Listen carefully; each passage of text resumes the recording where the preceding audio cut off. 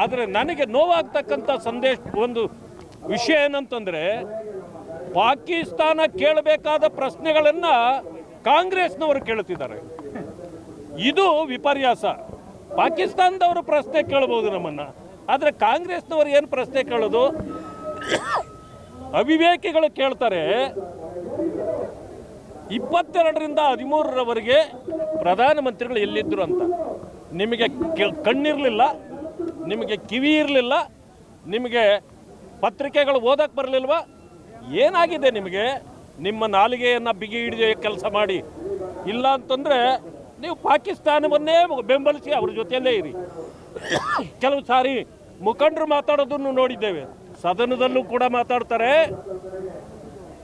ಪಾಕಿಸ್ತಾನ ನಮಗೆ ಶತ್ರು ರಾಷ್ಟ್ರ ಅಲ್ಲ ಅಂತ ಕೂಡ ಮಾತಾಡ್ತಾರೆ. ಅಂದರೆ ನಿಮ್ಮ ಮಿತ್ರ ರಾಷ್ಟ್ರವೇ ಇಟ್ಕೊಳ್ಳಿ, ನೀವು ಪಾಕಿಸ್ತಾನದ ಜೊತೆಯಲ್ಲೇ ಇರಿ. ಆದರೆ ಪಾಕಿಸ್ತಾನದ ಏನಾದರೂ ಇನ್ನು ಮುಂದೆ ನಮ್ಮ ಸೈನಿಕರನ್ನಾಗಲಿ ಸಾರ್ವಜನಿಕರನ್ನಾಗಲಿ ಒಂದು ಒಳಗಡೆ ಬಂದು ಒಬ್ಬರನ್ನು ಮುಟ್ಟಿದರೂ ಕೂಡ ನಿಮ್ಮ ಒಂದೊಂದು ಎಲುಬುಗಳನ್ನು ಕೂಡ ನಾವು ಎಣಿಸ್ಬೇಕಾಗತ್ತೆ. ಅಂಥ ಪರಿಸ್ಥಿತಿಯಲ್ಲಿ ಇವತ್ತು ನಮ್ಮ ಸೈನ್ಯ ಇದೆ, ಸಿದ್ಧರಾಗಿ ನಿಂತಿದ್ದಾರೆ. ಯಾವತ್ತೂ ಕೂಡ ಇನ್ನು ಮುಂದೆ ನೀವು ಬರಲಿಕ್ಕಾಗೋದಿಲ್ಲ, ಮಾನ್ಯ ಪ್ರಧಾನಮಂತ್ರಿಗಳು ಹೇಳಿದ್ದಾರೆ.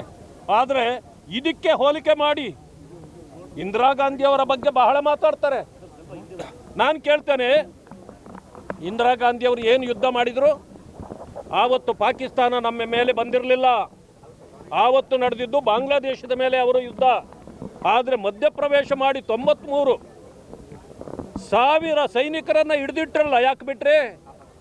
ನಿಮಗೆ ತಾಕತ್ತಿರಲಿಲ್ವಾ? ಅವ್ರನ್ನ ಹಿಡ್ಕೊಂಡು POK ನಮಗೆ ವಾಪಸ್ ಕೊಡಿ ಅನ್ನೋದು ತಾಕತ್ತಿರಲಿಲ್ವಾ? ನೀವು ಮಾಡಿದ ಒಂದೊಂದು ತಪ್ಪುಗಳು ಇವತ್ತು ನಮ್ಮ ಜನ ಬೆಲೆ ಕೊಡ್ತಕ್ಕಂಥ ಕಾರ್ಯ ಆಗ್ತಾ ಇದೆ. ನೀವು ಮಾಡಿದ ತಪ್ಪುಗಳನ್ನು ಇನ್ನೂ ತಿದ್ದುವ ಕೆಲಸವನ್ನು ಮೋದಿಜಿಯವರು ಮಾಡ್ತಿದ್ದಾರೆ. ನೀವು ಅವತ್ತು ತಪ್ಪು ಮಾಡಿಲ್ಲ ಅಂತಂದರೆ ಈ ದೇಶ ಸುಭಿಕ್ಷವಾಗಿರ್ತಿತ್ತು. ಆದರೆ ಇನ್ನು ಮುಂದೆ ಇರಲಿಕ್ಕೆ ನೀವು ಸಾಧ್ಯ ಇಲ್ಲ.